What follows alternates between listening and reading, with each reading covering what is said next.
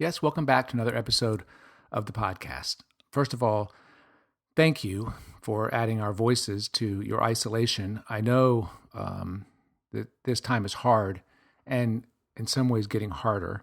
And I know that you have lots of options of content. So thank you so much for listening. And hang in there.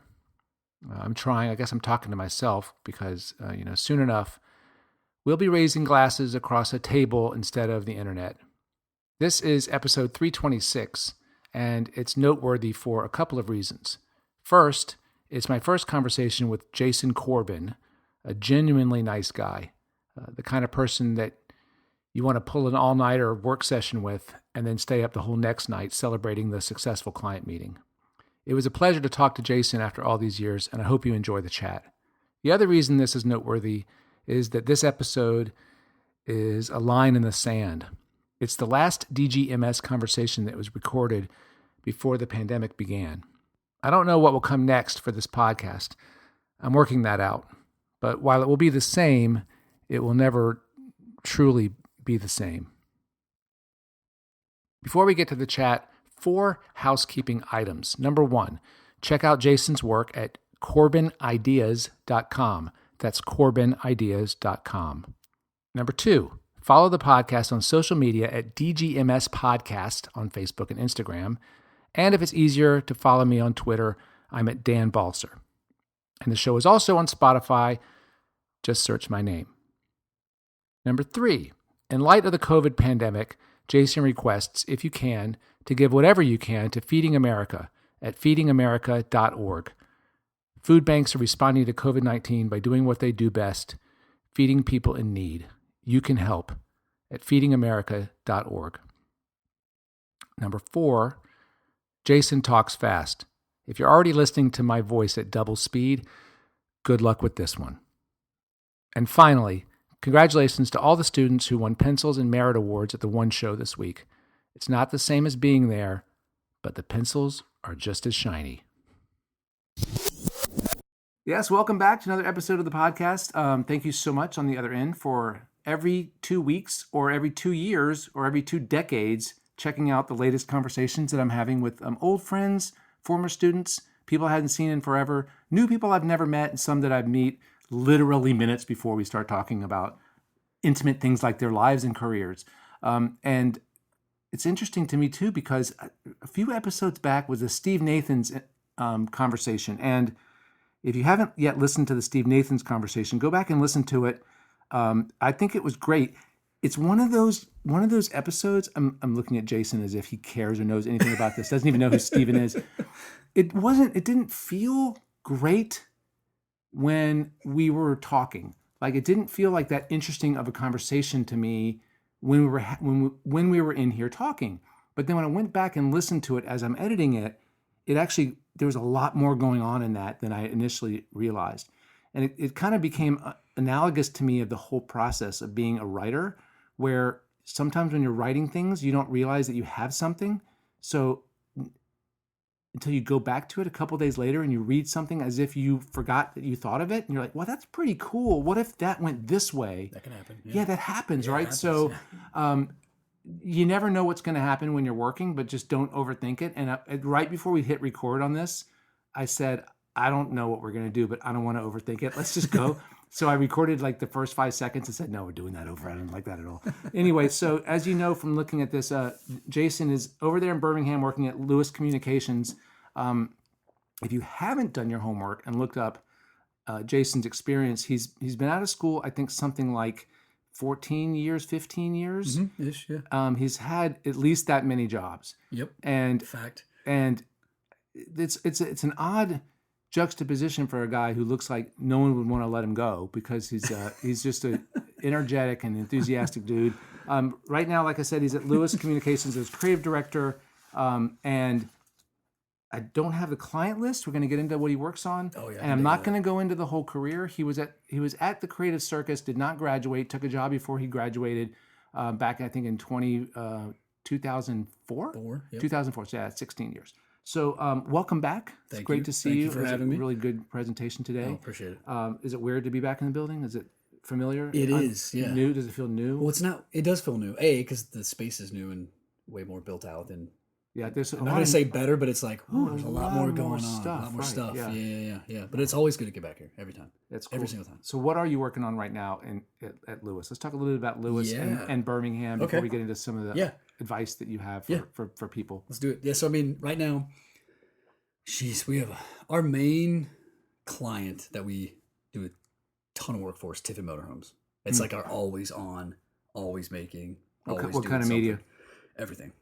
From broadcast down to tweets. Okay. I mean, it's literally everything. Do you enjoy writing Twitter? I do, if they let us have fun with it. Yeah, okay. It depends. We've been trying to push Tiffin on doing more of the kind of reactive tweets. Right. Okay. Where it's like, cool. Let's find someone who's talking about the RV lifestyle, or someone who's talking about motorhomes, or even if it's like, do we reach out to like Bridgestone Tires? Do we start hitting up people that are in that industry? Do you guys run their Twitter, or do you just... We run everything. Okay. Yeah, we do everything for them. Yeah, that's pretty cool. Literally, from brochures to spots to Twitter to all their social engagement. In fact, half of what we do is their content creation. We're just making stuff all the time for them. They put most of their money. What's the setup at the agency for creating content? How does the process work? Because this is just me working things out on the podcast. Here at school, we are adding actually a track for content creation. Oh, cool. And we're trying to figure out exactly what the dynamic is, because there doesn't seem to be a universal sort of standard for how agencies function in creating content. So how does it work at Lewis for you guys? And how does it work from the go gun from the client side all the way through? What's the process? What does a team look like, and what does the process look like? I mean, we have a photographer, we have a DP, we have 2 editors, we have a full-time retoucher, like image creator, Andy Cargile. He's amazing. Like, you take him a concept and you're like, hey, make this into something. Oh, that's cool. We've got some 3D. Can you put a pigtail in front of someone's belly? He didn't do that, but he can. That's good. He could have done that, yeah. We're talking about a campaign that Jason showed today in Forum for a barbecue restaurant with men's big giant bellies that look like the backside of a pig with a tail right above the belly button. It was disturbing and unforgettable. It's very disturbing. I'm not gonna lie, it is very disturbing.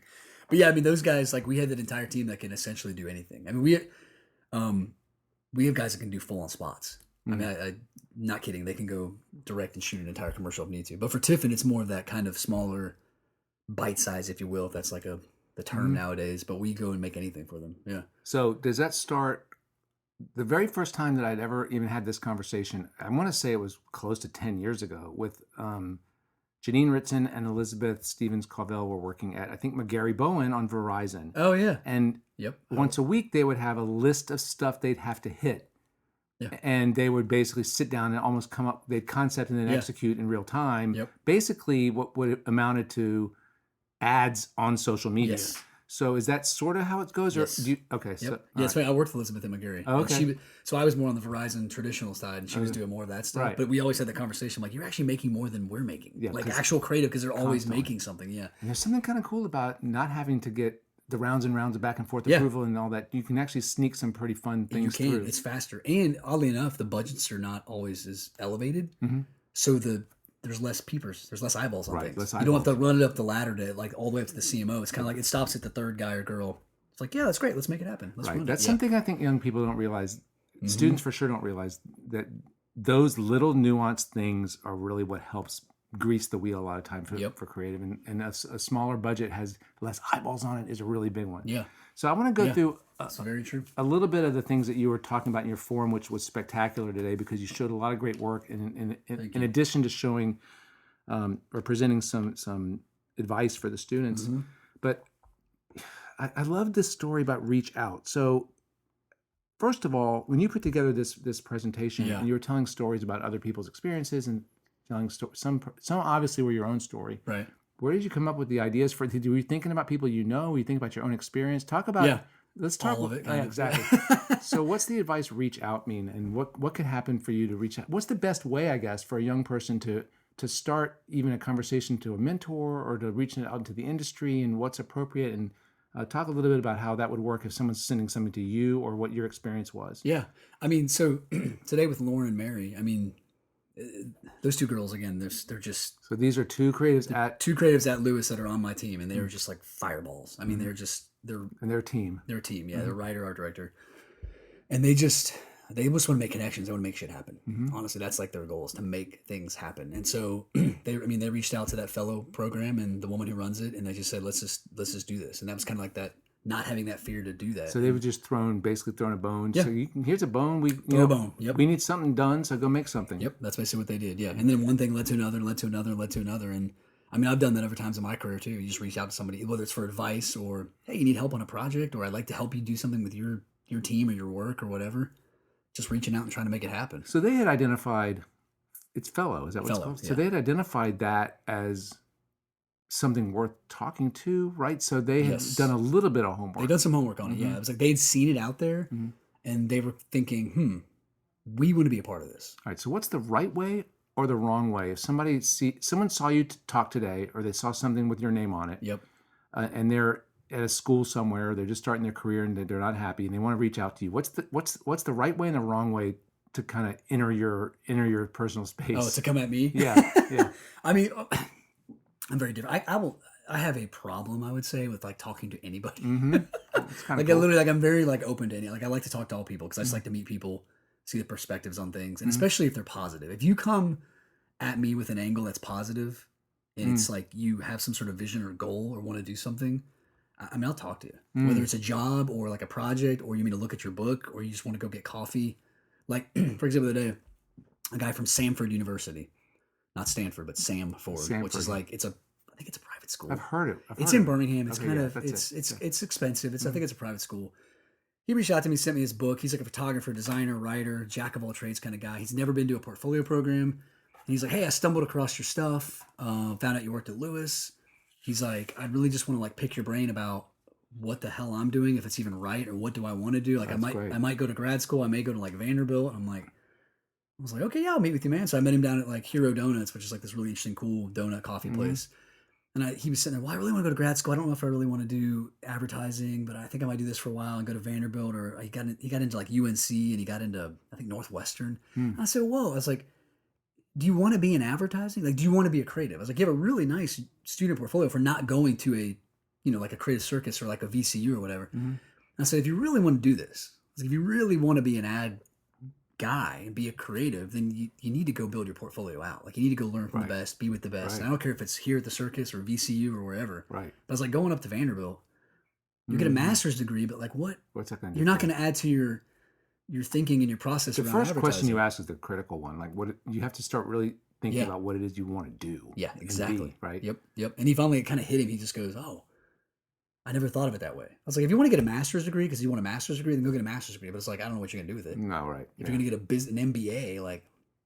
Right. I don't remember anybody looking at a great piece of work saying, wow, that guy's a master's. And, that's why, and he didn't realize that. I was like, you don't need a master's degree to be great in advertising or to make money. I was like, you need to be smart and creative and push ideas and grow brands. And he's like, oh, wow. So like that type of reach out to me was like amazing. Like the guy's like, I need some help with my career. Where do I go? My track. Can you just give me some insight? And I was like, yeah, hell yeah, man. I was like, let's talk. That's really cool. I was going to say, so for you, they just have to be interesting, but for you, they just have to be there.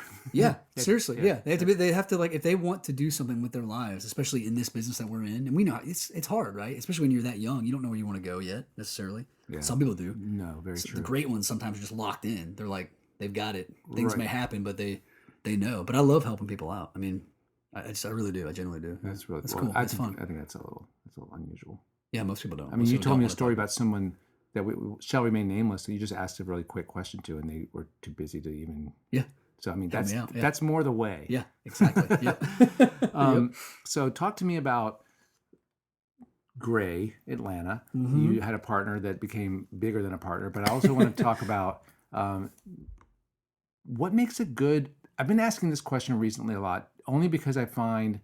I'll explain to you why I'm asking the question. Okay. Only because I find students today coming to school less naturally, not capable, that's not the right word, but naturally capable or comfortable, I should say, in true partnership collaboration. Okay. I think because I think education now has become, in education, when people work in team projects in college, they kind of divvy up the project and go do their thing. They don't really sit down together. No, they don't collaborate. Right. So what makes a good partner?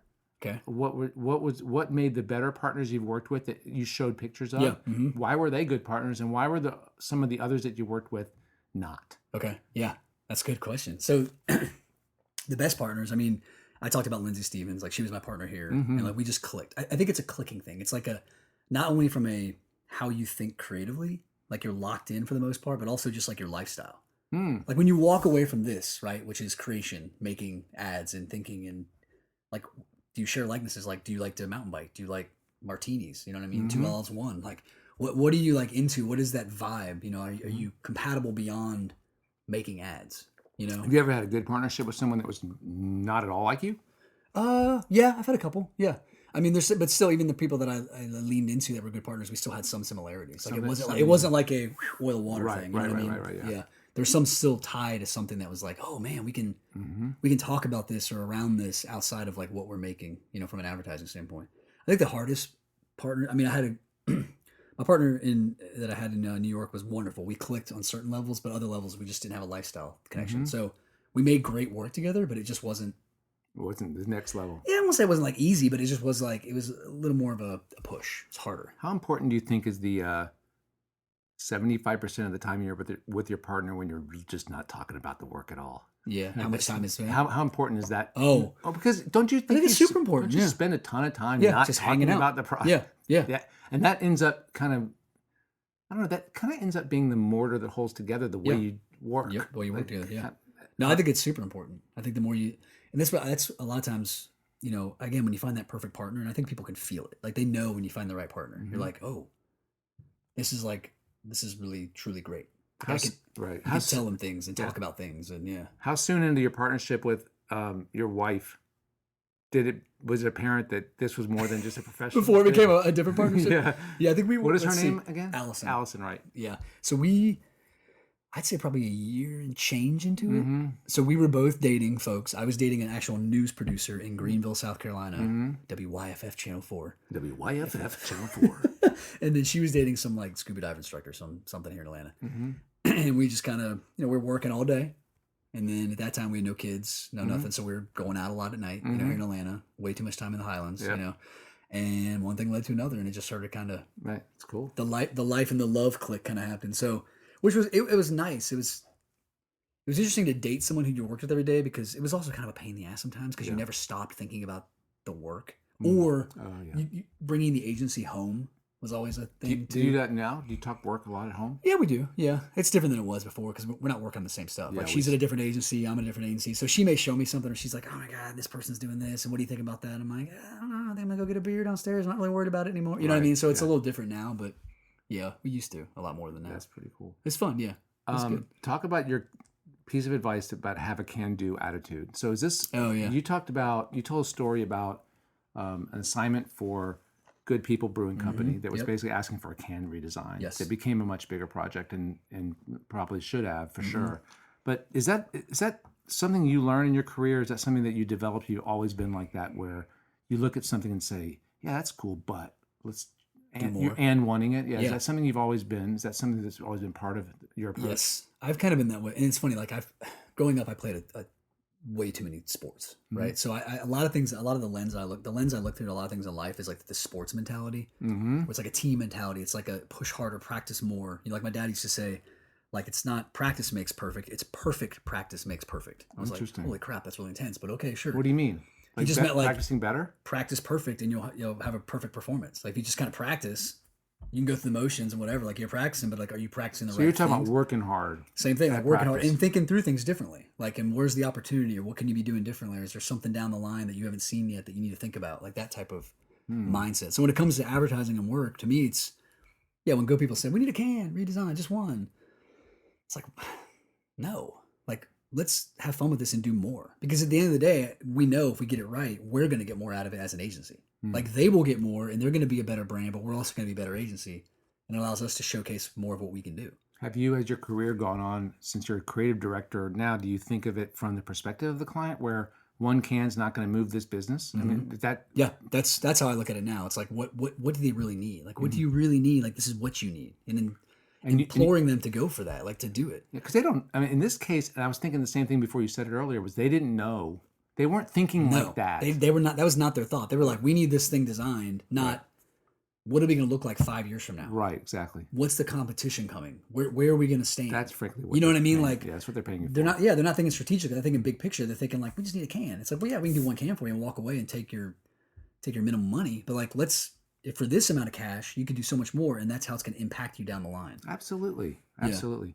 All right. Switching subjects to the resume. Yes. So it's funny because Paul Carell and I were looking at your stuff last week before you came in, and he said, "Yeah, look at all the jobs." And I said, "Wow, that is a lot of jobs." He says I have the Guinness World Record is what he told me. It's well, yeah. If you look at it like almost, what's the word, like per capita, per annum? Like if you spread it out, it's a lot. It's almost more than one a year. So it's true. three questions. One, how often does it come up when you talk to recruiters that they ask you the question, "Why have you moved so often?" Two, why have you moved? And what makes the right move or the wrong move? And let's start with the first one. Let's start with like, is it, because it can be a red flag. So talk a little bit about how you react to the question when it's asked, and maybe that answers the rest of the question. Yeah, I mean, it is rough. Every recruiter I talk to always asks me that question, which is funny because most recruiters I talk to are the ones who reach out to me, which I always find interesting. So it's like, wait a minute. So it's like you reached out to me. How do they find you?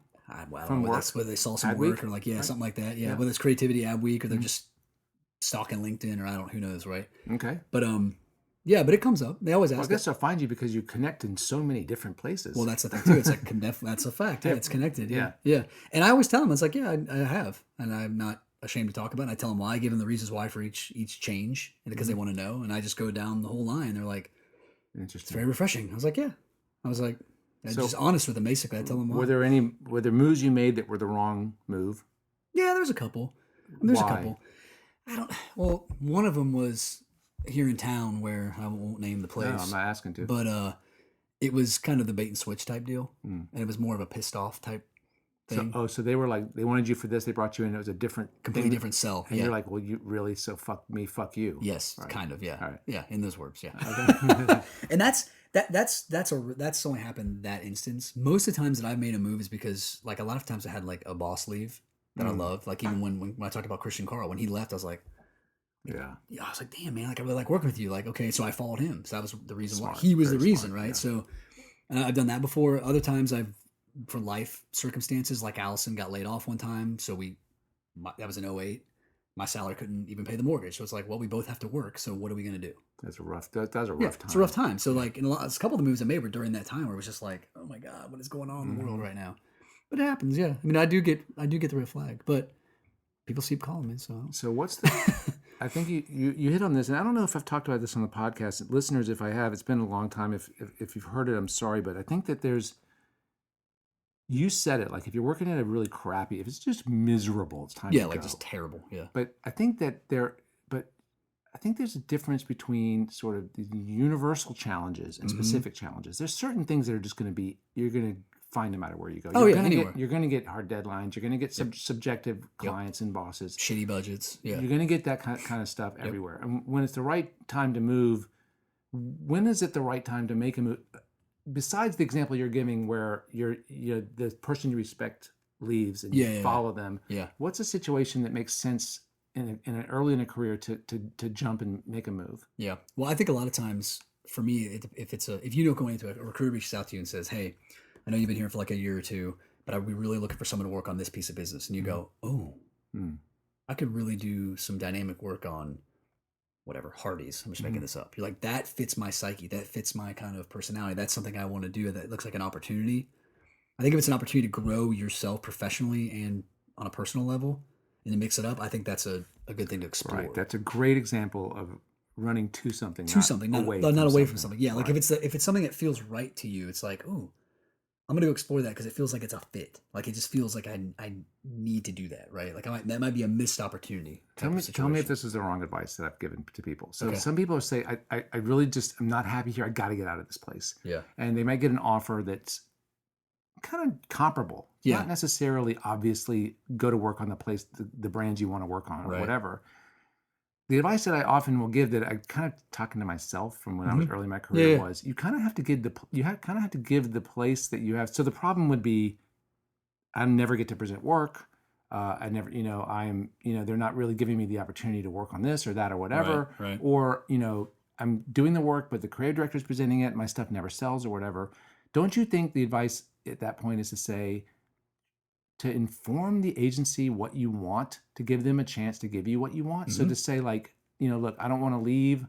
I don't have necessarily a plan to leave, but is there any way that I can present my own work? Can there be an opportunity for me to do these kind of things? Because I think that there's this implication when you're younger that people know what they're doing, that creative directors are actually got an eye on you, they're managing your career, they've got a plan for you. None of that's happening. No. Like they're just putting out fires, trying to get the work done. Yep. So my advice is always to people, like, if you're not miserable at a place and the people you like them, give them a chance to meet you where you want to be before you run away. Because the worst thing you can do is take a job and then say, well, you never asked us for that. You never talked to us about that. Like, what about that? Well, I did have this conversation with Zach Canfield at Good Oh, News yeah, yeah. come to me first. We'll see what we can do. Yeah. But I think also That's true. Yeah. you have to, and you got to be the boss of your own book too. Yeah. You got to go where you have to take care of your portfolio. Yep. Yeah, you got to make stuff. And that's one thing. It's just like there's some juniors on my team that they ask all the time. Like, can I do this? Can I present that? Can I do this? Can I do that? And so like one time I think it was we have Spire as one of our clients too. It's a natural gas company. And they were like, I really want to present this work. I said, fine, go for it. I'm like, are you going to be there? Like, no. That's great. I was like, go for it. If you guys, they went well, it went fine. Yeah, here's my philosophy too. You can ask me, feel free to ask me for anything. Yeah. And I'll feel free to say no. Yeah, exactly. I mean, what's the worst that can happen? Yeah. He asked for that, you're going to fire him. No. I'm so scared. Yeah. No. And that's the thing is like, that's what I tell everyone. And to me also, I think creative directors, I think the better ones are the ones that are they're actually like in the same mindset as their teams. And they're thinking like that. Like they're thinking, okay, they go back and go, when I was in that position, what would I want? Absolutely right. Like, so I think it's shifted in terms of the way there's so much out there nowadays. There's so many shops out there. There's so much work to be done. But I think a lot of people forget to like, hey, there may be someone on your team that's fearful, that they're not open like that. They can't come and talk to you. So sometimes you have to go talk to them. Like, hey, what's going on? What do you want? What can I do to help make you better? That's great. Whether it helps you here or it makes you better here and then you get out of here, whatever. Like, I just want to help mold you to be a better creative and a better person. That's really like, cool. what do you need? You know what I mean? So I think a lot of folks, because you're right, creative directors are putting out fires all the time, but try to remember to like, they're just people. Right. Like, ask them what they need. Like, they got a lot of stuff going on too. So it's like, hey, are you even if it's just, are you good today? Like, do you need a day? Like, we're kind of slow. Go take a day. Like, I don't care if you go walk through the woods. Like, reset. You know what I mean? Like, yeah. I think also the best creative directors hire really good people and enable them to be great. Yeah. And they don't feel like they have to be the big guy or whatever. And in fact, they realize that they look way better when people under them do well. Or doing the good stuff. Yeah. And I've worked for I can only think of one who, I don't know if he was threatened, but he undercut people to be the boss. Yeah. And that's just deadly. It's not good. Brutal. No. It's not for human those people. either. No. Yeah. It's like, it doesn't help anybody. It doesn't help you. It doesn't help the team. It doesn't help the client. It doesn't help the work. I wonder if this happens as much now, where the people get promoted beyond their station, beyond their ability, and they never really were that great at creative to empathize with creatives, but they did something well enough to, maybe it's longevity or something, where they get promoted to creative director all of a sudden, and now they are basically running things they have no business running. But that shouldn't be. I'm sorry to be negative. I'm sorry. You're such a positive guy. No, it happens. No, but I think, negative. You can have the negative to be positive. I think that happens though. I think there's certain levels of folks, whether it's CDs, ECDs, CCOs, that are just like have the mentality of they'll undercut people to get what they want to make. It's all about them, not the collective. Every time I think of the ideal creative director, I think of this guy called John Athorn. Okay. Who was just the most humble dude. And I don't even think he ever uttered the words, but he had this mentality of like, I'm not as good as you guys are. So I'm here to support you guys and make this be the best experience you can have. Yeah. And it was like everybody who ever worked for this guy loves him. Yeah. Well, you know what's funny about the titles? People have forgotten what titles mean.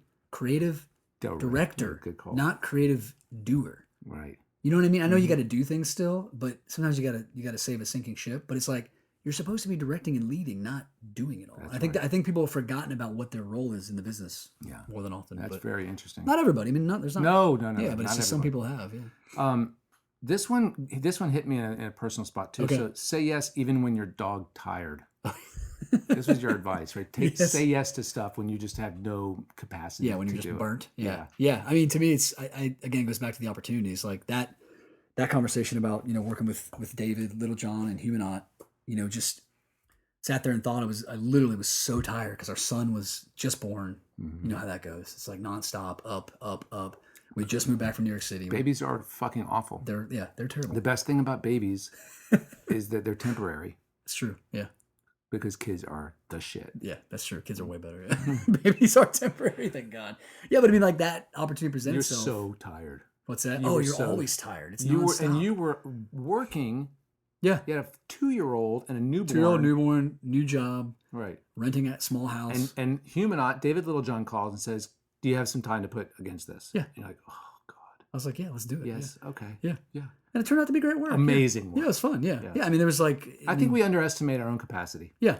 Well, the thing too is like I take again. It's not the opportunity. It's like, okay, you're tired now. Like you're so shitty tired. But if this turns out to be something good, look, I got to talk about today. Mm-hmm. That was like in 2013. It's one of the 14. best things you showed. You know what I mean? So it's like fun. It's like, okay, great. I get to now have this memory, this experience. I've now got another connection. Like multiple. Right? You say no to that, and then you lose a huge chunk of your potential life, right? Like or a future. Right. You know? It's almost. When you said that, I visualized not just stopping, but slipping. Yeah. Like you almost regress for not doing it. Yeah. Mm-hmm. Really interesting. It's true. Yeah. And if you and I know because like those guys, I knew those guys do amazing work. And I thought, man, okay, like we're talking. Let's do this. Like, what do I have to lose if I stay up for a couple nights one week and write a bunch of stuff and throw it at John and David? And he's just like, yeah, cool. I also think like when you're good, when you're a little bit older, you can do something really good pretty quickly. Yeah. Like you can basically amass some really good thinking in a couple of days. Yeah. Yep. And yeah, then there's the production part of it, but like the heavy mental lifting part of it is not really that hard when you've been doing it a while. Yes. I have found. Yeah. Yeah. Okay.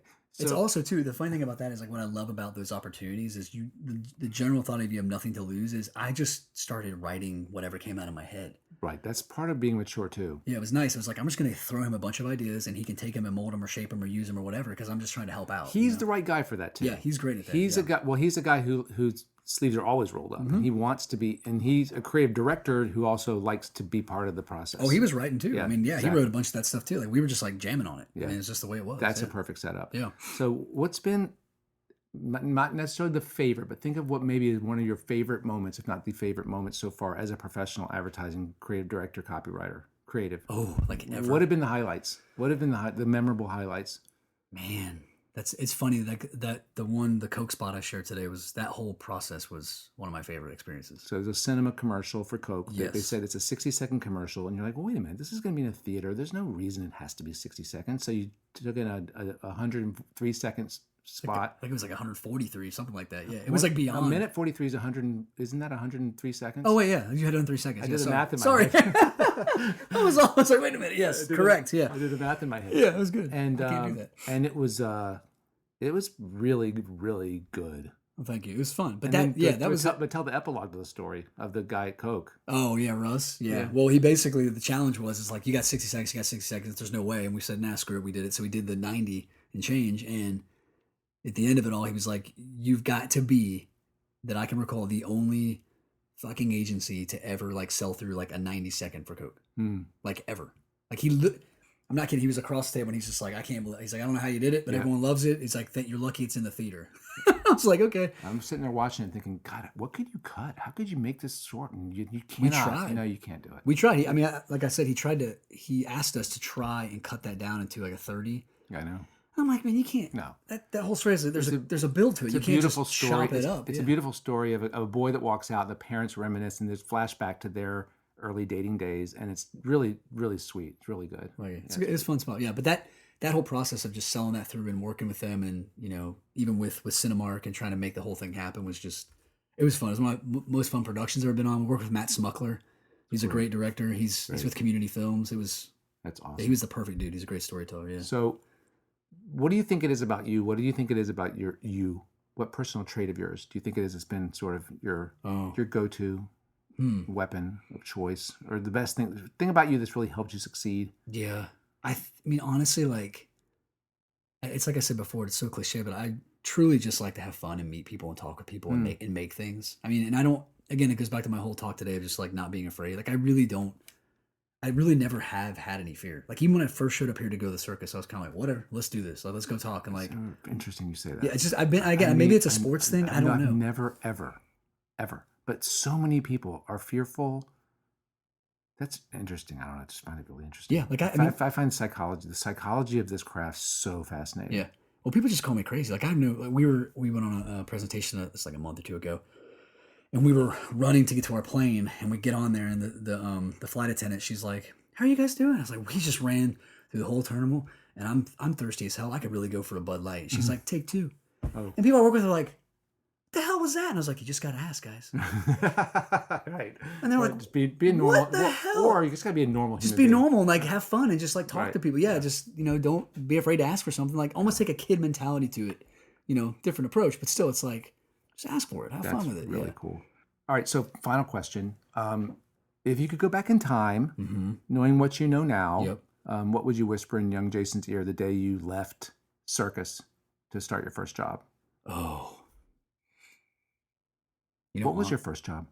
my first job like ever? Out of here. Out of here was at Gray. Okay. Yeah. So the day you left here, you're about to start at Gray. I honestly, Kira and Lindsay will laugh at this, but I probably never should have left here to go to Gray. I think, and I'm being genuinely honest, like I think I would have been I'm not a bad creative now. I think I'm pretty good. I think I'm a better leader of people than I am an actual creative. I'm pretty good at what I do from a craft perspective, but I feel like if I would have stayed here, I would have honed in on a few more things and had a few more opportunities.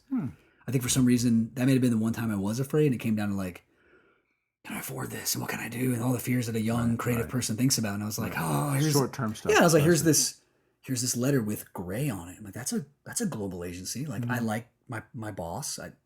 Let's go. So you've thought about? Is it run through your mind that like what would have been different if I had finished? Have you thought about that before? It all been different. I never would have met Allison. Right. Never would have had my kids. I probably would have been in Chicago with all my other friends, like Kent Carmichael, those guys. I mean, like I would have been up there with them probably.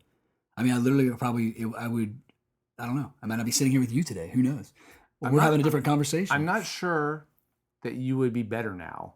I don't know. But I do think that you possibly would have had more early opportunities. That's the only difference. True. That's a fact. Probably yes. the only difference. I also think I wouldn't have had to work as hard to get to where I am necessarily. Like I think I would have had a better You're book. not going to work. You're always going to work hard though. Yeah, I'm going to work hard. Right. But I mean, like I would have had a better.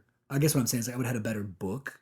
Like because the book I had. I see what you're saying. Right. I mean, it was like I had thrown the mix in the pan, and the oven wasn't even preheated. You know what I mean? Like I wasn't quite. It's my favorite analogy. I wasn't there yet. I swear to God, you know what I was going to say? Oh, what? Smells like cake, but still batter. Yeah, see, yeah. That's exactly what I was That's about what to I say. want. That's perfect. Yeah, and I think that's what I had. You know what I mean? But I was like, well, I got a job, so a job's a job. Like you did good, kid. Like you got a job, and I think if I would have stayed, God knows, yeah, I think I would have had. I think you did great. It's great to see. Well, thank you. I appreciate it. Thank It's you. really great to see you. No, it's good to see you. Thank you It's so been a while. much. Yeah, no, I got a lot more white in my beard, I right? know, mine too. But you're all the way up. Yeah. I'm just at the chin. Yeah, yours is right just at the chin. Wait till summer when the sun hits it. It gets worse. Golden white. It's awesome.